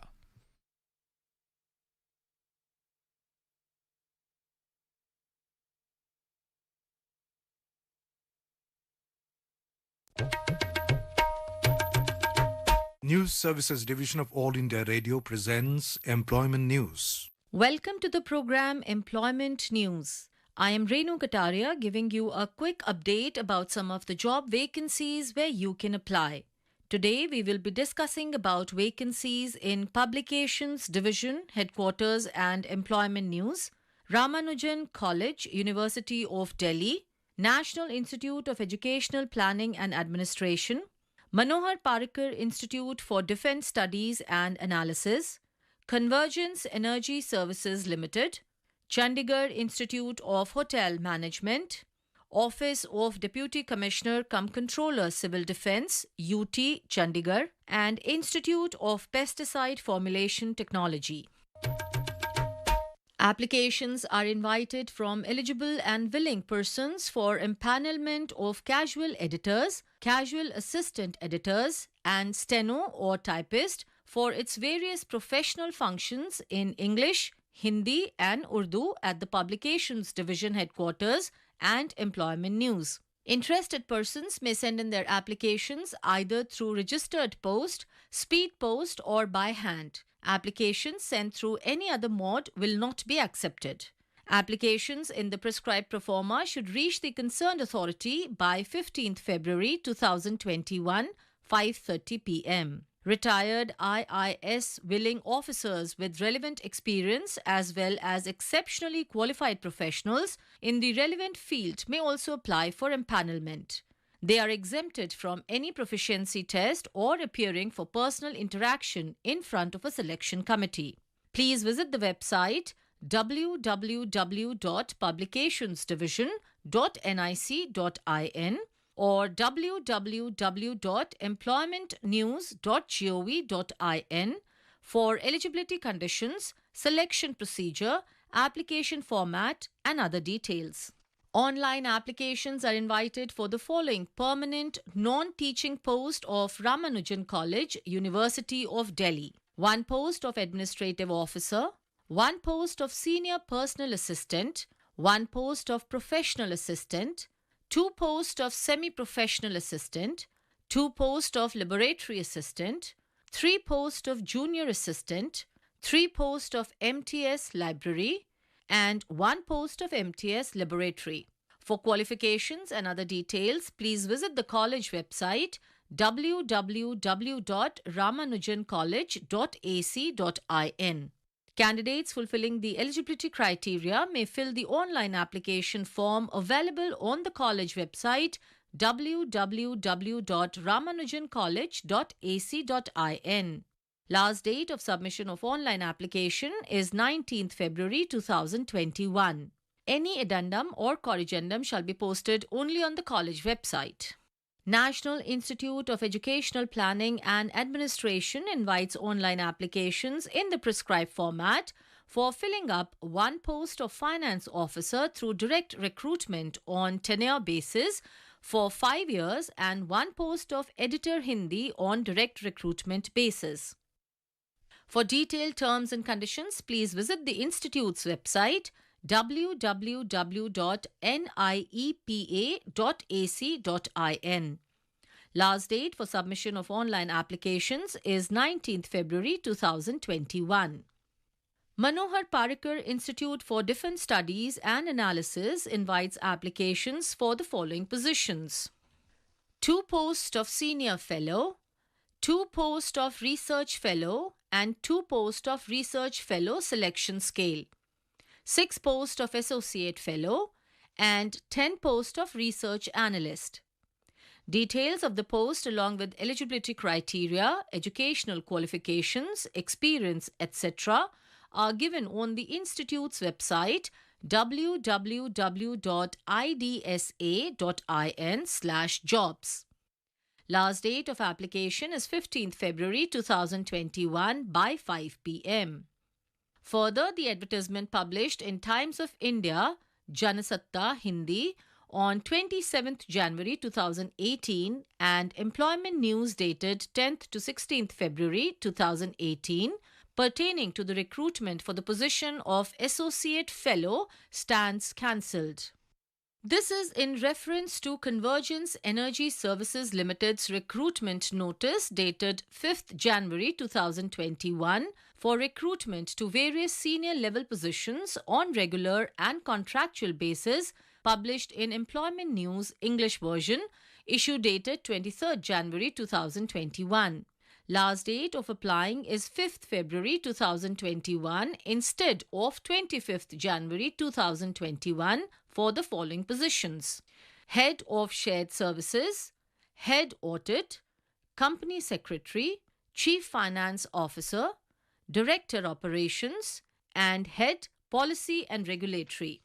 For detailed advertisement, you may visit EESL website www.eeslindia.org under HR section CESL Opportunities.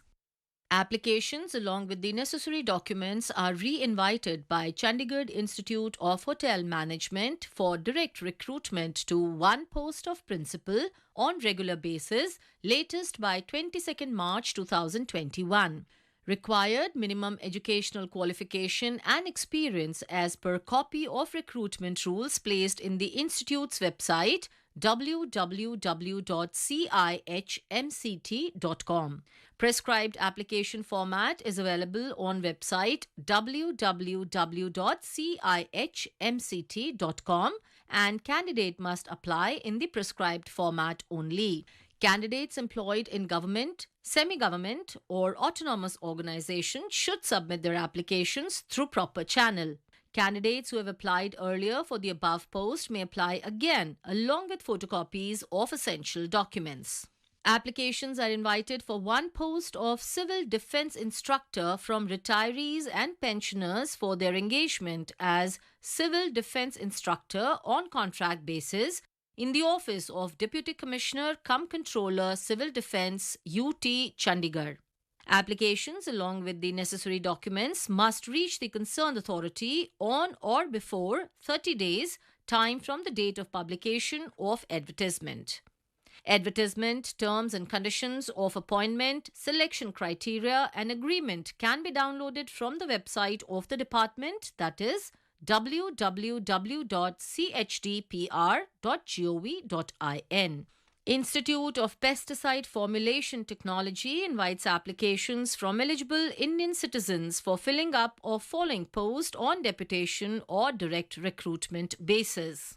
One post of Deputy Chief Bioscience, two posts of Specialist Analytical, one post of Specialist Bioscience, one post of Establishment Officer, one post of Hindi Translator, one post of Field Experimental Attendant, two posts of Scientist OPCW, one post of Scientist Analytical, one post of Admin cum Purchase Assistant, and one post of Scientist Formulation. Detailed eligibility conditions for deputation and direct recruitment and other requirements along with prescribed application format are given on the website www.ipft.gov.in. Application in the prescribed format and duly completed in all respects should invariably reach or be received by the concerned office within 30 days from its publication in Employment News. Any amendment or modification in respect of above post would be posted on Institute of Pesticide Formulation Technologies website. Information about these vacancies has been published in Employment News. There are more vacancies in the journal. If you wish to read about these employment opportunities in greater detail and more, you may refer to the job journal titled Employment News for Information in English, Rozgar Samachar for Information in Hindi, and Rozgar Samachar for Information in Urdu. It is published by the Publications Division, Ministry of Information and Broadcasting, and made available on every Saturday. With this, we come to the end of this program. We will meet again tomorrow at 4:20 p.m. You were listening to Employment News. This program was produced and presented by the News Services Division of All India Radio. You can listen to it on a mobile app, News on AIR. This program is also available on our website, newsonair.com. You may email opinion about this program at airnsdtalks@gmail.com with Employment News as subject.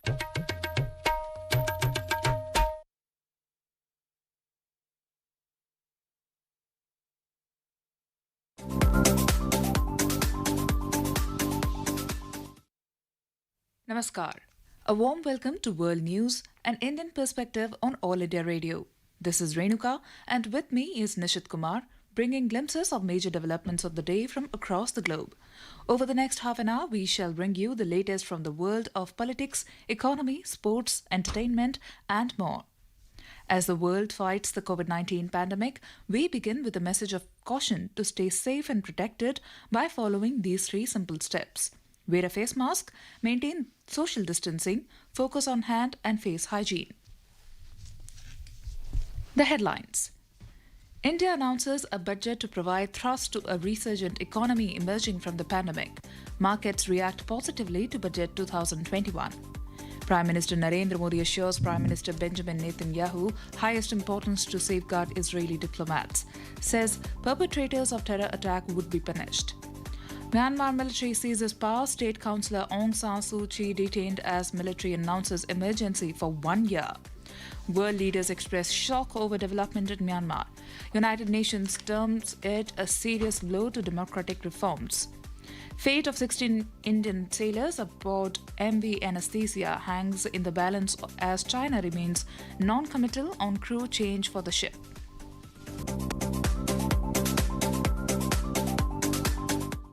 India's Finance Minister Nirmala Sitharaman presented the Union Budget 2021-22 today in the Parliament. Quoting the celebrated Indian poet Rabindranath Tagore, Ms. Sitharaman said, "Faith is the bird that feels the light and sings when the dawn is still dark." She began the budget presentation saying that the budget this time was prepared in unprecedented circumstances. Prime Minister Narendra Modi has said that this budget will bring a lot of positive changes in industry, investors, and infrastructure sectors. Calling it historic, Mr. Modi said the vision of self-reliance can be seen in the budget. He said the proactive budget, which focuses on health and wellness, will help all. Mr. Modi said the budget will also generate employment opportunities for the youth. आज के budget में आत्मनिर्भरता का vision भी है और हर नागरिक, हर वर्ग का समावेश भी है। हम इस बजट में जिन सिद्धांतों को लेकर चले हैं वो हैं ग्रोथ के लिए नए अवसरों, नई संभावनाओं का विस्तार करना, युवाओं के लिए नए अवसरों का निर्माण करना, मानव संसाधन को एक नया आयाम देना, इंफ्रास्ट्रक्चर निर्माण के लिए नए नए क्षेत्रों को विकसित करना, आधुनिकता की तरफ आगे बढ़ना, नए सुधार लाना। The Prime Minister said several changes have been made, which is set to help growth and job creation in the country. He said this budget has categorically made announcements to ease and make lives of women better. Mr. Modi said the government has taken the approach of widening new opportunities for growth, new openings for youth, a new high to human resources, develop new regions for infrastructure, working towards technology and bring new reforms in this budget. The Prime Minister said this budget focuses on sectors that are related to both wealth and wellness. A special focus has also been on infrastructure and MSMEs. He said the budget for MSME has seen an increase of more than double compared to last year. The government, while keeping in sync with fiscal sustainability, stressed on increasing the budget size and did not put pressure on the citizens. Finance Minister Nirmala Sitharaman had presented the Economic Survey for 2020-21 in the Parliament on Friday. The Economic Survey projects India's real GDP to record 11% growth in financial year 2021-22 and nominal GDP to grow by 15.4%, the highest since independence. A report from our correspondent.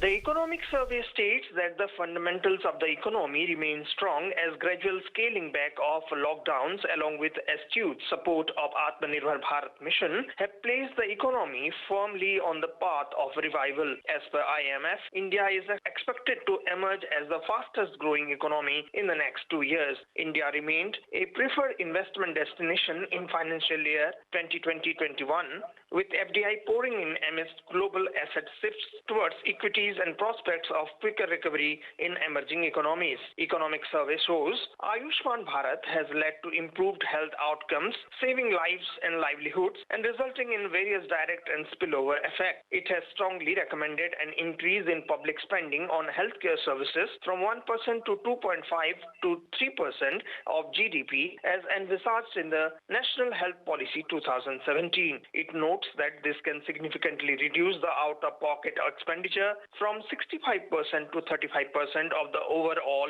healthcare spend. With Anand Kumar, Anupam Mishra, AR News, Delhi.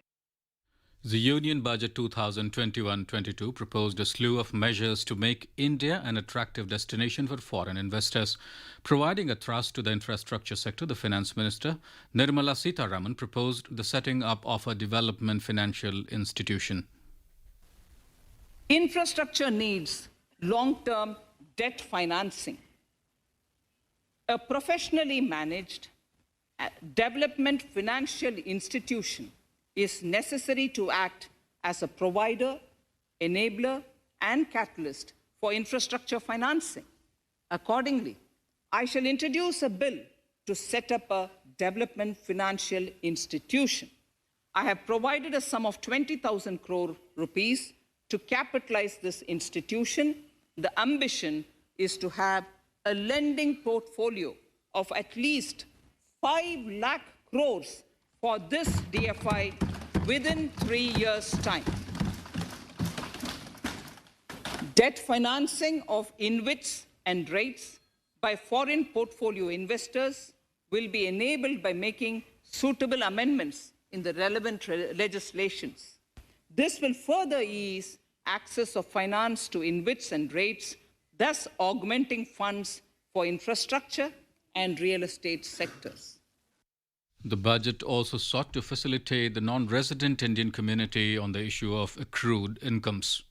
When non-resident Indians return to India, they have issues with respect to their accrued incomes in their foreign retirement accounts. This is usually due to mismatch in taxation period. They also face difficulties in getting credit for Indian taxes in foreign jurisdictions. I propose to notify rules for removing their hardship of double taxation.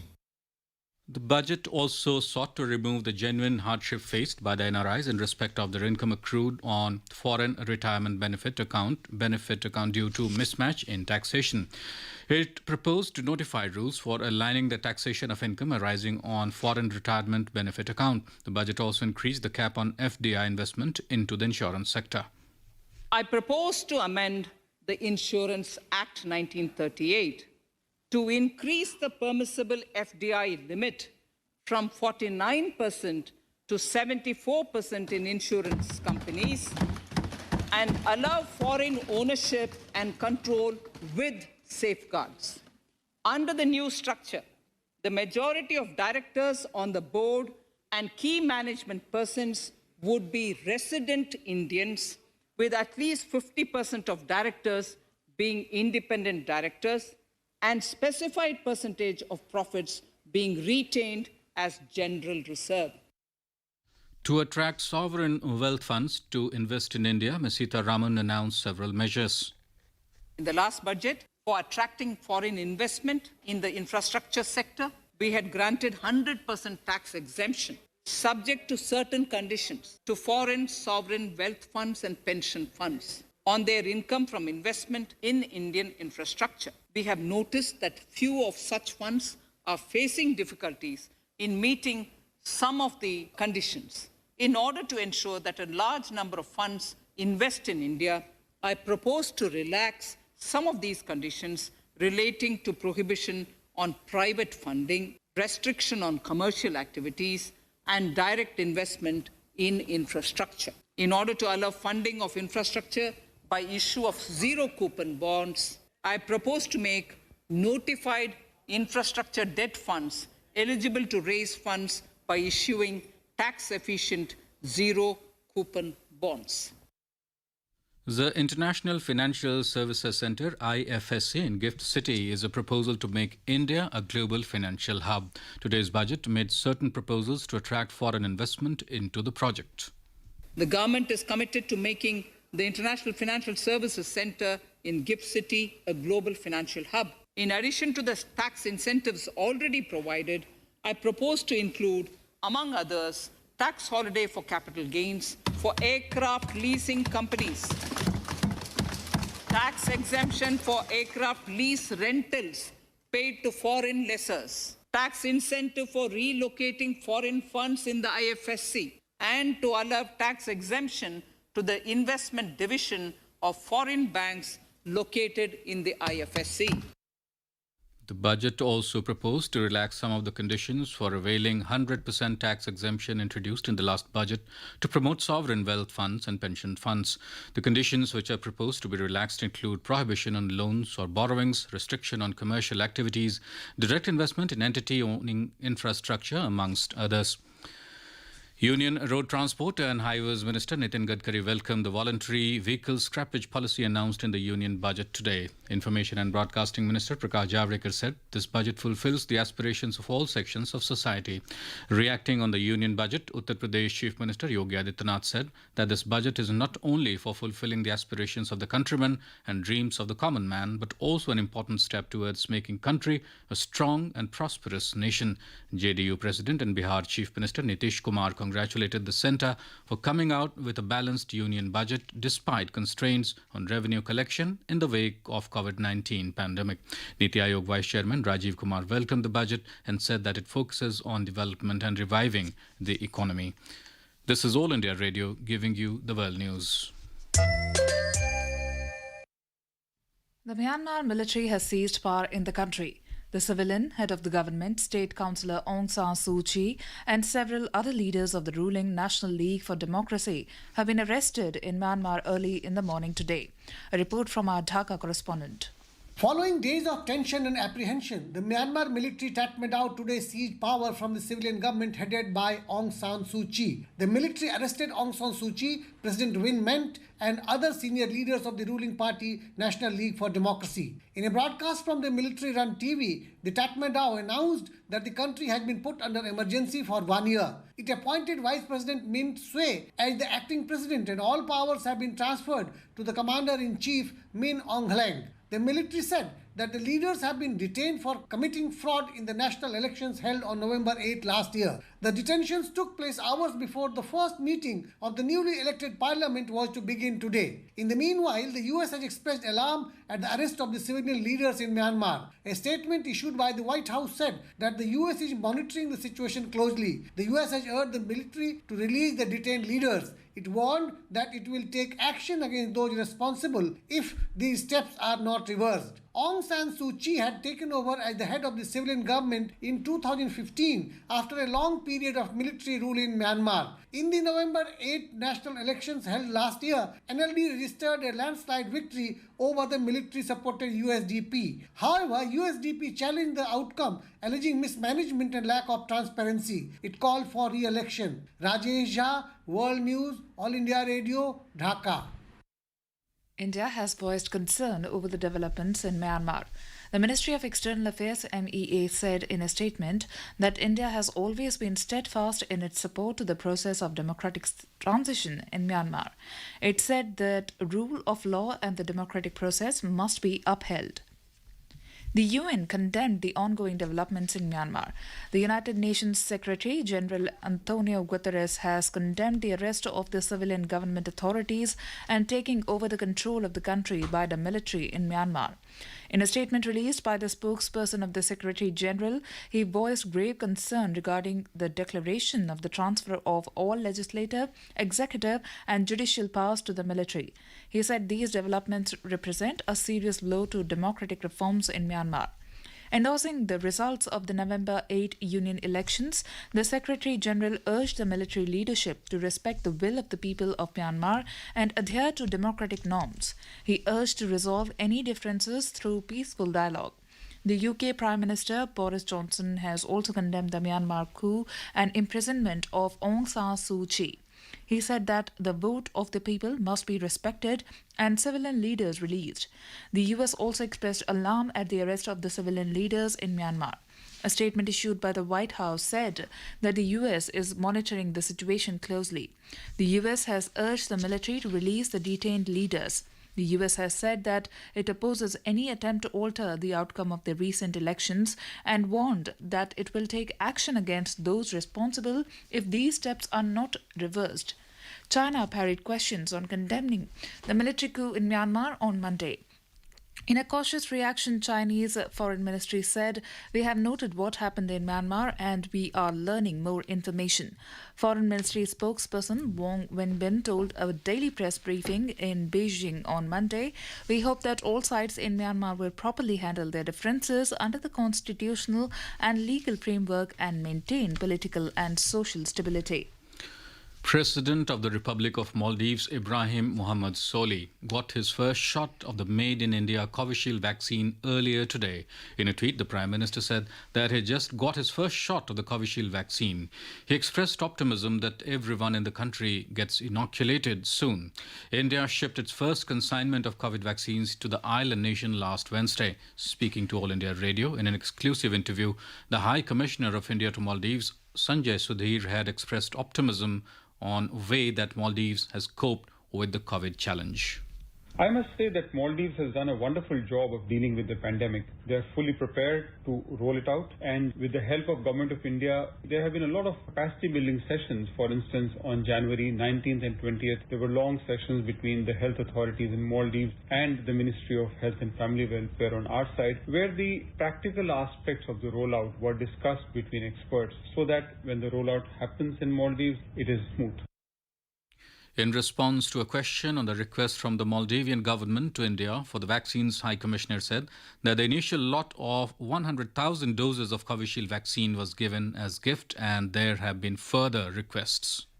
In the initial lot, Government of India has provided as a gift from the government and people of India to the government and people of the Maldives 100,000 doses of Covishield vaccine, which is based on research by AstraZeneca and produced by Serum Institute. As far as next lots are concerned, we have already received a request of 300,000 doses of vaccine at Government of India rates, followed by another 300,000 doses at commercial rates. As far as timing is concerned, this is something which we will look at very shortly. On India's support to Maldives, apart from the supply of vaccines, the High Commissioner highlighted the multifaceted support being extended to Maldives by India.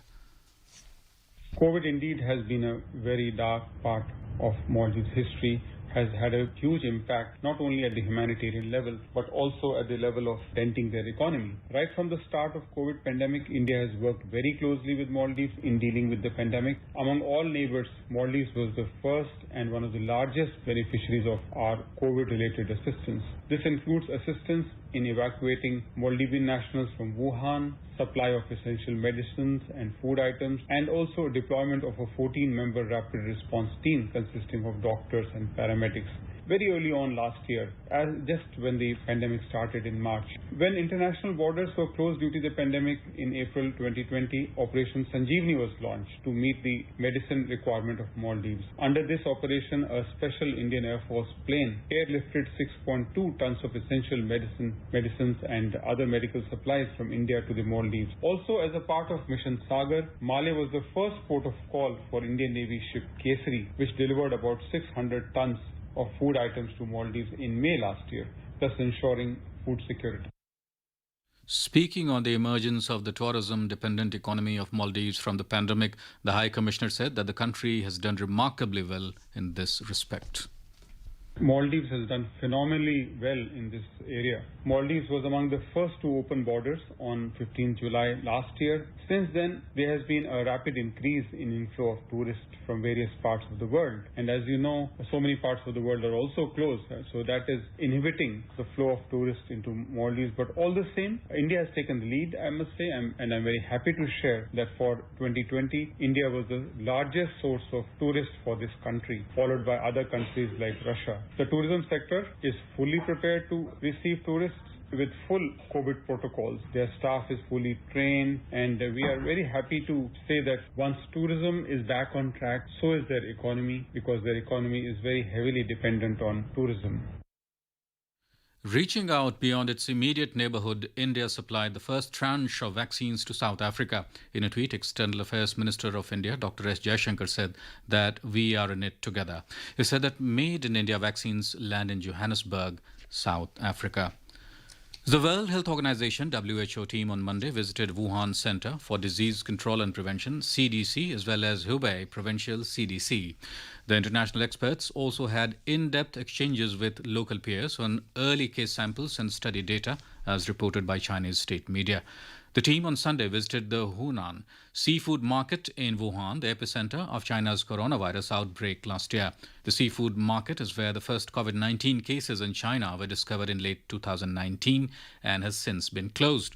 Meanwhile, a Russian expert, Vladimir Dadkov, part of the WHO mission, said on Monday that they don't plan to take any samples, as reported by a leading Russian news agency. He said it is just the first big visit and further research will be planned during it. A program of research will be drawn jointly with the Chinese side and it will take certain time to implement it, he added.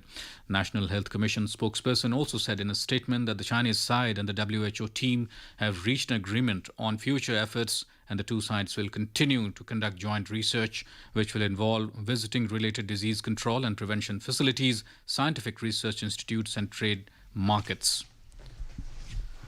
The World Health Organization has taken note of the new variants of the SARS-CoV-2 virus reported from countries such as the UK and South Africa. In an explainer, the WHO has said that way in which the new COVID-19 virus variants transmit hasn't changed. Therefore, all the measures we already have in place would still work. Executive Director, WHO Health Emergencies Program, Mike Ryan, explains further. We were seeing variants. We've seen different viruses, variations. That's what a variant actually means, where the virus has a small variation in its genetic code.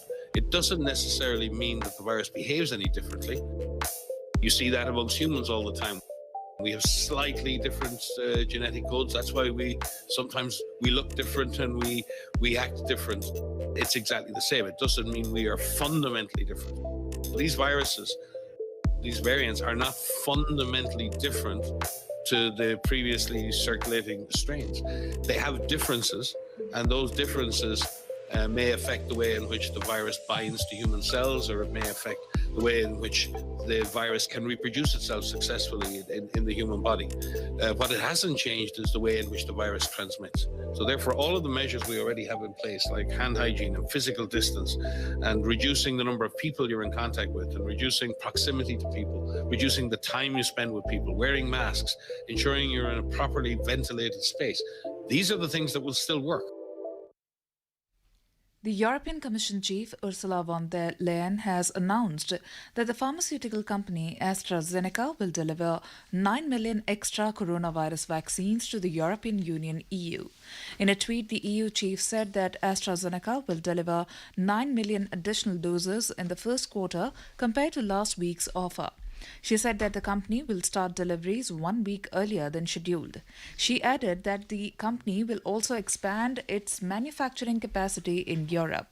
AstraZeneca had reportedly announced a cut in the deliveries of the vaccine that it had promised to deliver in the first quarter earlier.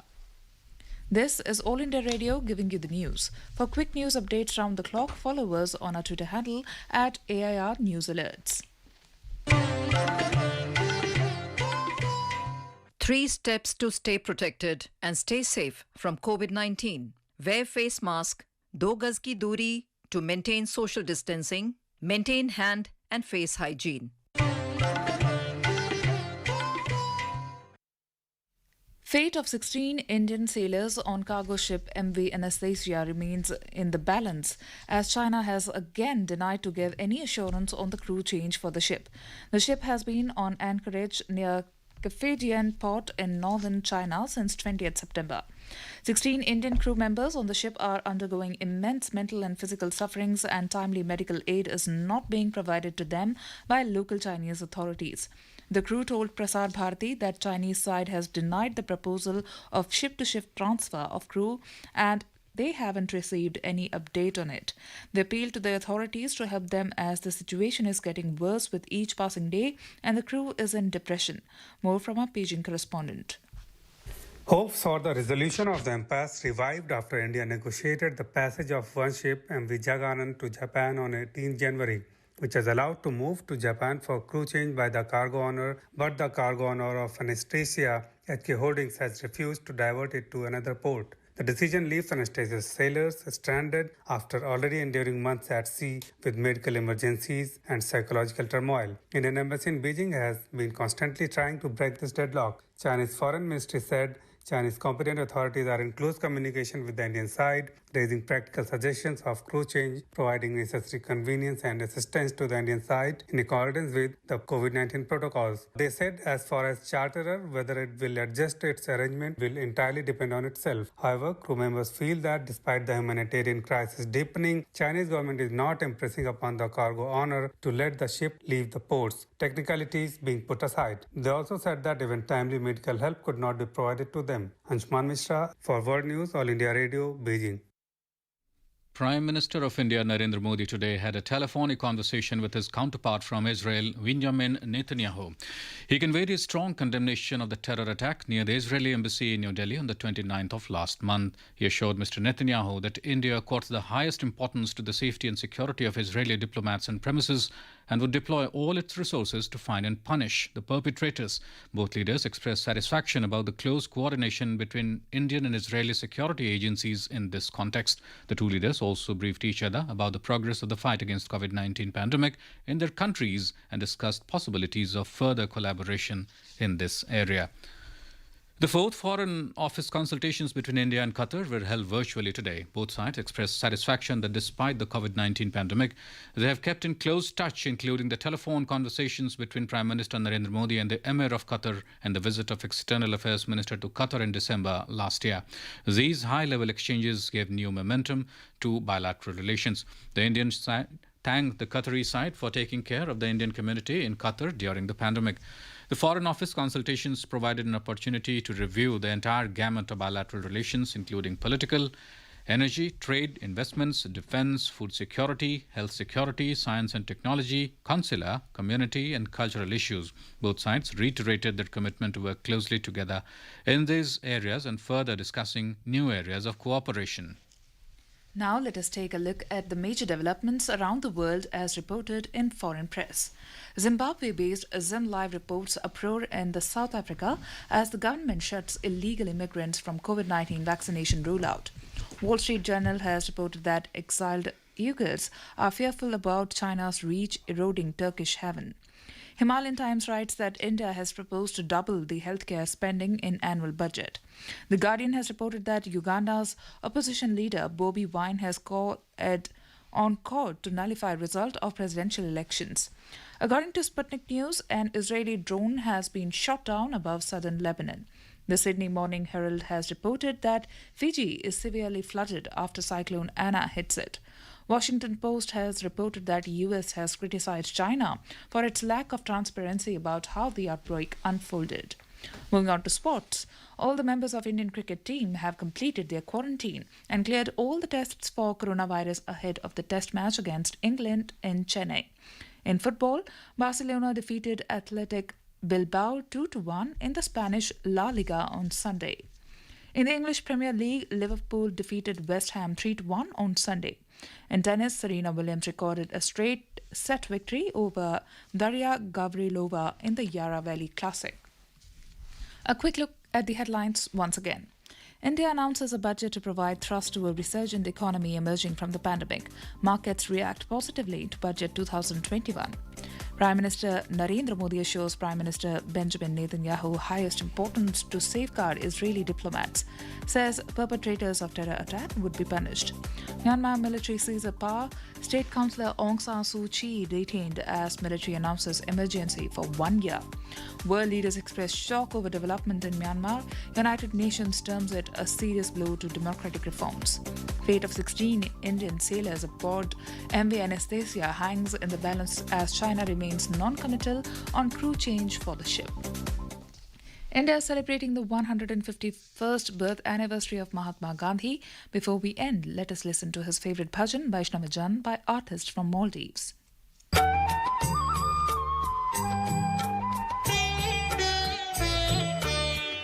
वैष्णव जन तो तेने कहिए जे भीड़ पराई जाने रे पर दुखे उपकार करे तो ये मन अभिमान नाने रे. And with that, we end this bulletin. See you at same time tomorrow with the next edition of World News. ये